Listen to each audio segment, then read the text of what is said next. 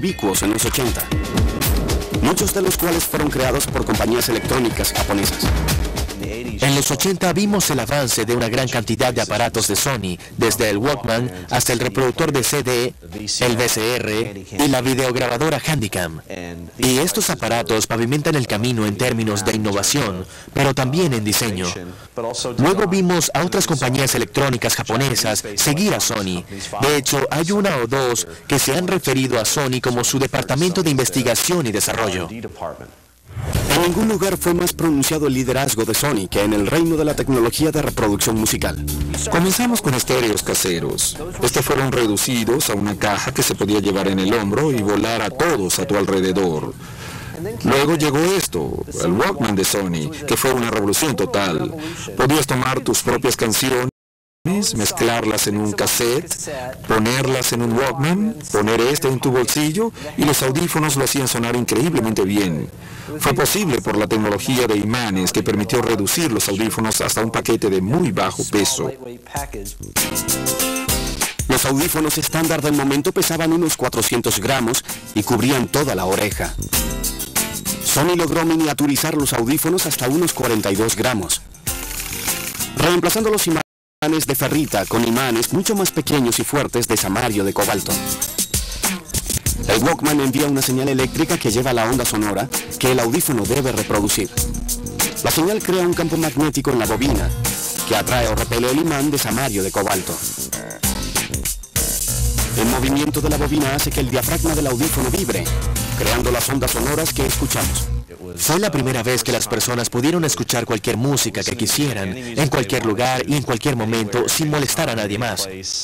Hoy parece muy simple, pero para la época fue muy revolucionario y realmente creó todo un movimiento en términos de estilos de vida, comportamiento y la manera en que las personas se entretenían.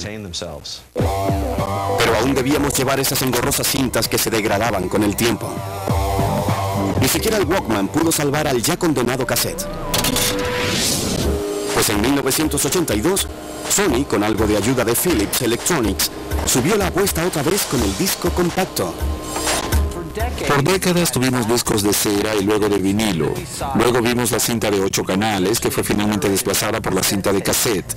Y al acercarnos al comienzo de los 80, nos quedamos con dos formatos comunes: la cinta de cassette y el LP de vinilo. Ambos fueron reemplazados a principios de los 80 por esto, el disco compacto. El CD es una revolución total y lo es por dos razones. En primer lugar, la información almacenada en el CD es digital. Así que cada vez que tocas el CD, oirás exactamente el mismo sonido. Y la segunda razón para ser revolucionario es que hay mucha información almacenada en el CD comparada con un disco de vinilo. Fue Sony quien especificó que el CD debía ser capaz de almacenar al menos 74 minutos de música, porque uno de nuestros altos ejecutivos del momento, Norio Oga, era también director y estaba muy interesado en la música clásica y quería que la novena sinfonía de Beethoven pudiese caber en un CD. Un CD es un disco de 1.2 milímetros de grosor, hecho de plástico transparente de policarbonato. Durante su fabricación, miles de millones de muescas o raspaduras son impresas en el plástico en una espiral. Luego el disco es cubierto por un lado con el llamado aluminio super puro para crear una superficie reflectante. Una capa de laca protege el aluminio y es pintada con la etiqueta del CD. El CD es leído enfocando un láser semiconductor a través de la capa inferior transparente de policarbonato. Si pudiese sujetar esa espiral de alguna forma y removerla, encontrarías que tiene medio micrón de grosor, pero casi 5 kilómetros de largo. El rayo láser choca con el CD y encuentra una de dos cosas en su superficie. O bien encontrará un espejo real y se reflejará claramente, o encontrará una de esas pequeñas raspaduras y se hará difuso cuando se refleje.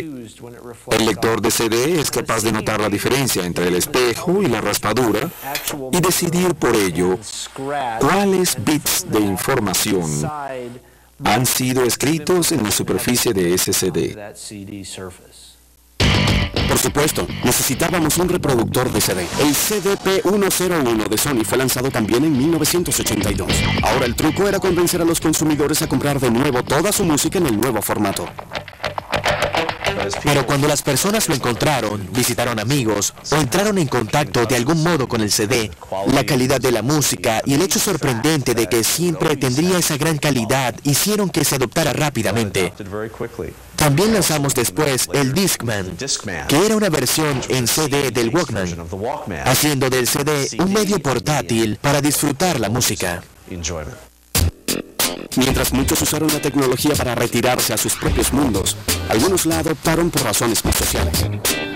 El primer teléfono celular portátil comercial, el Dynatac 8000X de Motorola, nos mostró que podíamos estar en contacto en el camino. Teníamos el teléfono normal, luego el teléfono de auto y después el comienzo del teléfono celular portátil. Ahora lo vemos como algo totalmente cómico, pues es gigantesco. Pesa cerca de 1 kilogramo. Pero en ese momento, esto era tal vez el objeto más genial que alguien podía poseer. Costaba cerca de $4,000 y tal vez $1 o $2 por minuto usarlo. Pero no tenía cables.